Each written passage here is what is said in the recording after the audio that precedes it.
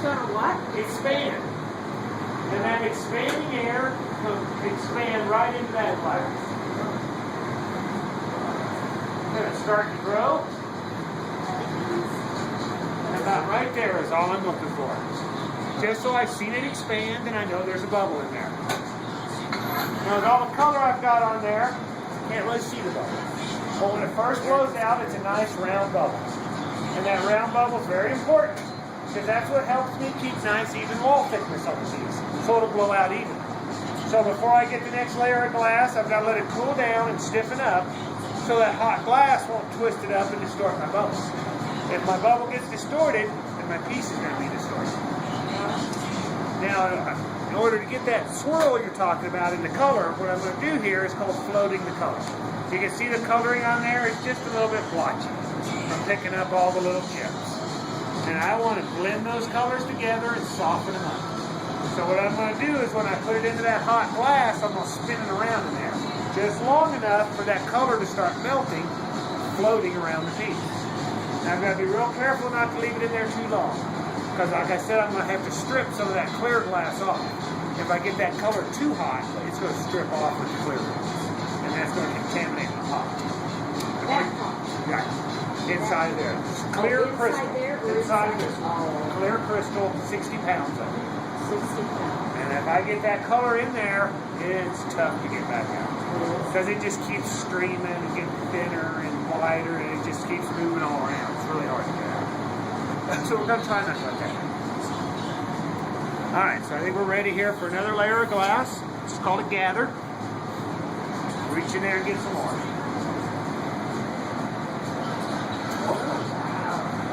Now, spin this around in here. Keep a close eye on that color. That color starts to melt and move.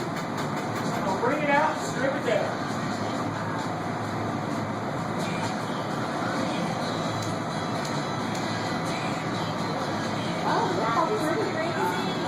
Now I need to push as much of that clear glass off of the end as I can. When I start blowing this piece out, the bottom is going to expand a lot more than the top. So I need that clear glass down where the expansion is going to take place. And I'm going to bring it back over here to a block. Yeah. I'm going to put it into a nice shape here so I can start blowing it out. And what are you making? I'm making a bowl. A bowl? A fluted bowl.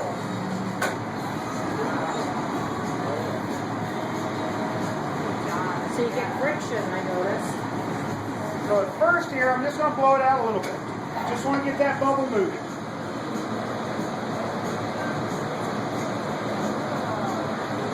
Spinning as you blow.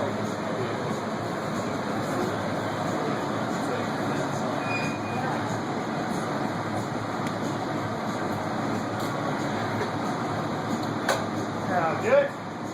Okay, now eventually this piece of glass has to come off of this pipe. There's only one way to get it off the pipe, that's going to be to break it off. So I need to go ahead and prepare it now so I can break it off later. So what I'm going to do is heat it up here really good. I'm going to bring it out and give it a little swing. That's going to stretch the piece out and thin the neck of it down for me. And then I'm going to create what's called a jack line. The jack line is going to be a small indention in the glass right at the end of the pipe. It's going to weaken the glass right there. So when I'm ready to get it off of this pipe, break it right on that line. Most of the time it breaks off. That's why we have a wire here. Where you can stick it, cut with your fingers. Yeah, they won't cut me in my finger. I've been doing it so long. But it's like a regular piece of glass. If you put your hand in there, you probably cut It would cut you. How long have you been making these? I've been doing it 16 years.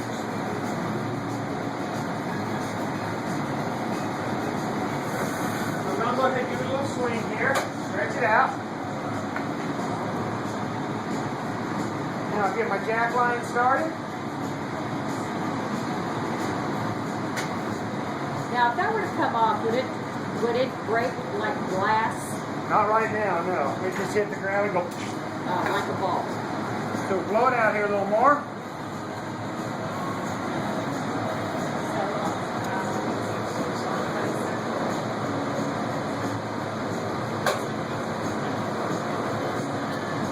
See the colors? Jack line tighten back down here a little more. starting to blow out for me. I'm going to heat it up here one more time. I'm going to give it one more little swing, and I'll try to blow it out the rest of the way.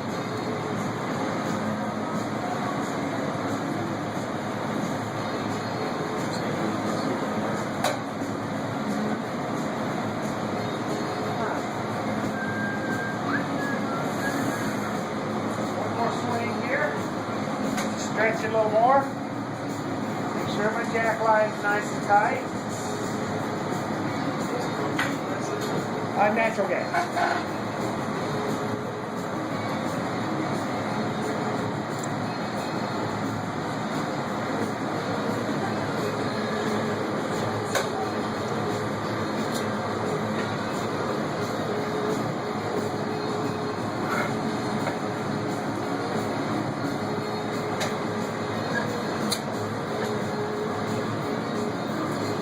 I think that's looking pretty good.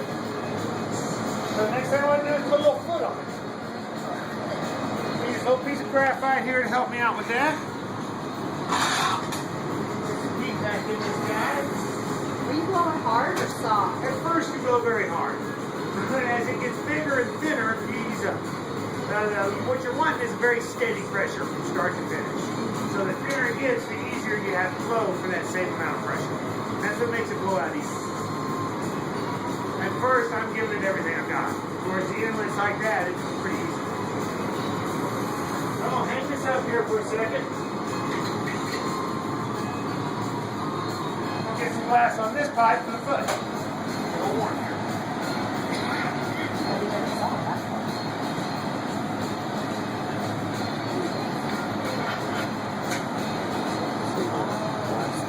Now, this is what we call dropping a cookie.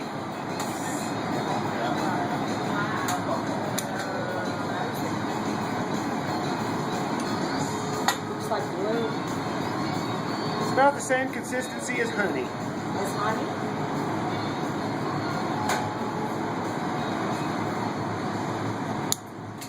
I'm going to use this torch to get those tool marks to lay down a little bit. And they would eventually lay down by themselves. But since my piece is hanging out back there getting cold, I'm kind of burning it.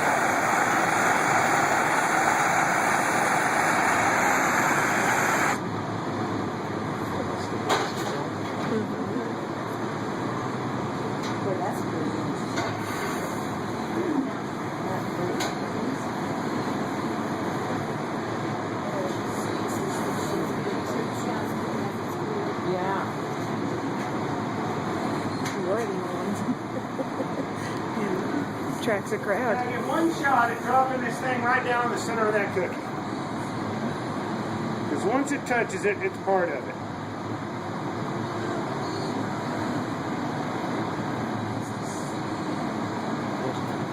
Oh, see how I do?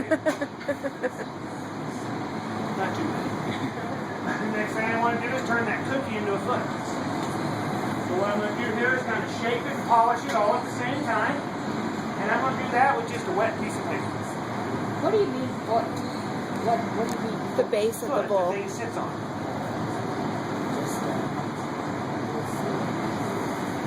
There are some pieces out there that don't have a foot on it.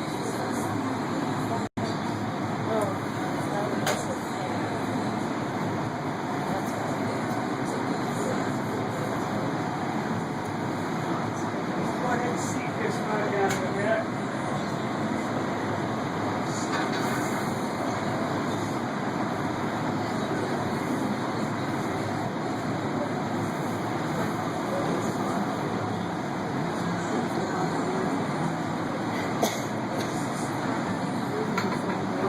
I'll make sure my paper's nice and wet.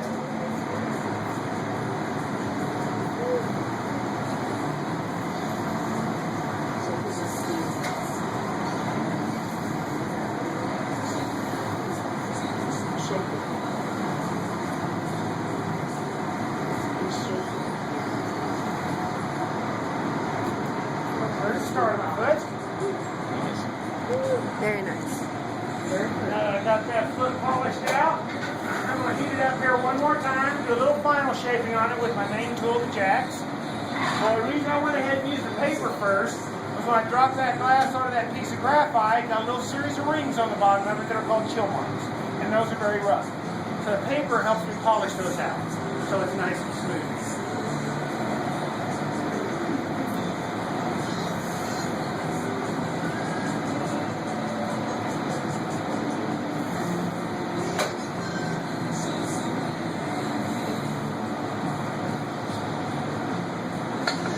I'm going to take my jacks here, put a little bit of beeswax on them. Just going to shape them a little more here. Oh. See that flame? Add a little more angle to it. Just till I kind of like the way it looks. Now I'll use a little graphite paddle, make sure this foot's nice and flat.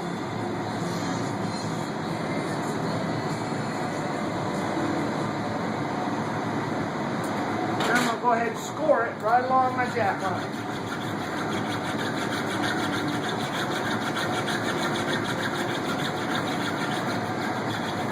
I'll go ahead and heat it back up here and get ready for what's called the transfer.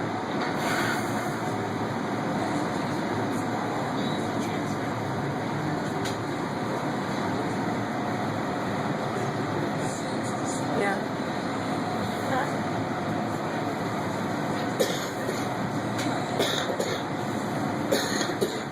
Hang it up again. Get a little bit of glass on the end of this pipe. It's called a punty.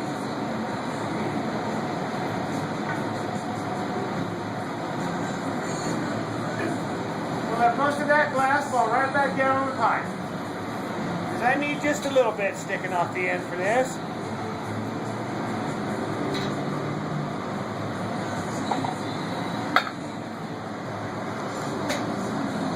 I'm going to try to stick this right in the center of that foot.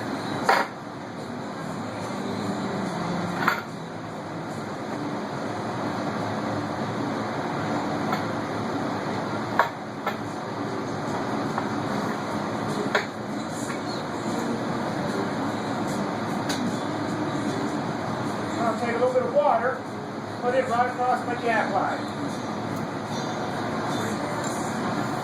Also it breaks. That shocks it. And then it breaks. That way we can get it off of that little pipe.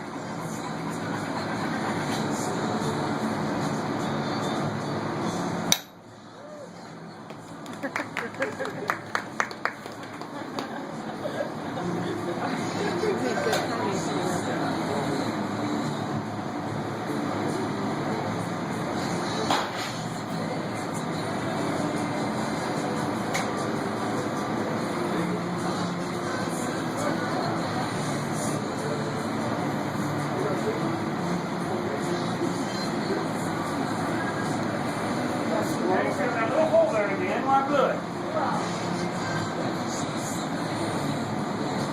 I'm going to heat it up here really good. Start opening up that hole. It looks like a vase right now. And I get that lip nice and red hot again so I can open it. It's going to take it a minute or so because hitting it with that water really cooled it down.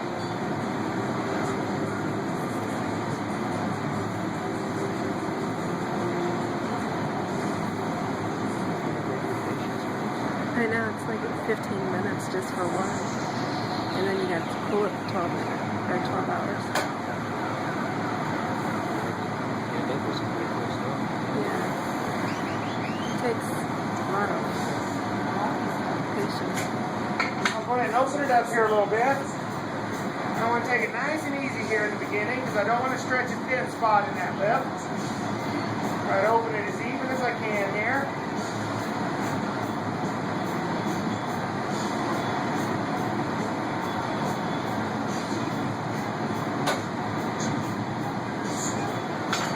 Get it to open up a little. And you notice I don't leave this thing out working on it too long at a time. The glass has what's called an annealing point. And on my glass, that annealing point is 920 degrees. What that means is at 920 degrees, that glass is going to start its contraction. And if I let it contract out here, when I put it back in the fire, that fire is going to expand it again. That's called thermal shock. That's going to crack the piece. I've got to make sure I don't let it drop below 920. Just heard what happened to that glass in there that Can't blow 920. So I'm popping off of the pipe.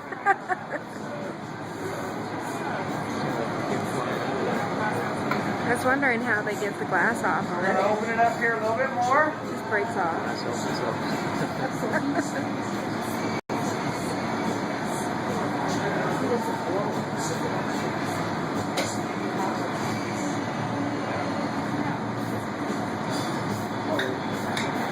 Yeah, it's starting to open up pretty good. Jeez. So what my goal is here is I need to continue opening this lip until I get it to be the widest part of the piece. Get it kind of flared open, almost looking like a bell. Now once I get to that point, then I'm going to use centrifugal force and I'm going to spin it open the rest of the way. The centrifugal force is always going to pull on the widest part of the piece. And if I want it to pull the lip open, then I need that lip to be the widest part. Here's a glass plate.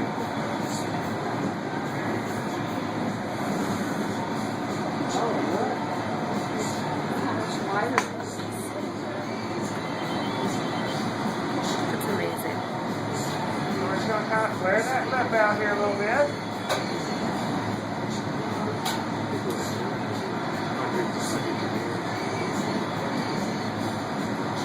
And I've got kind of I a little know, belt it's shape just I so was cool looking to for. watch.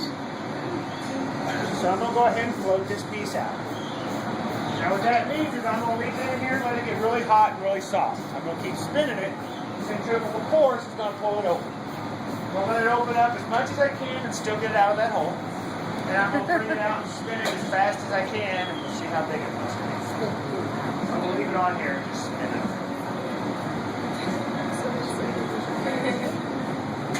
So now it's Getting starting pretty to big. open up.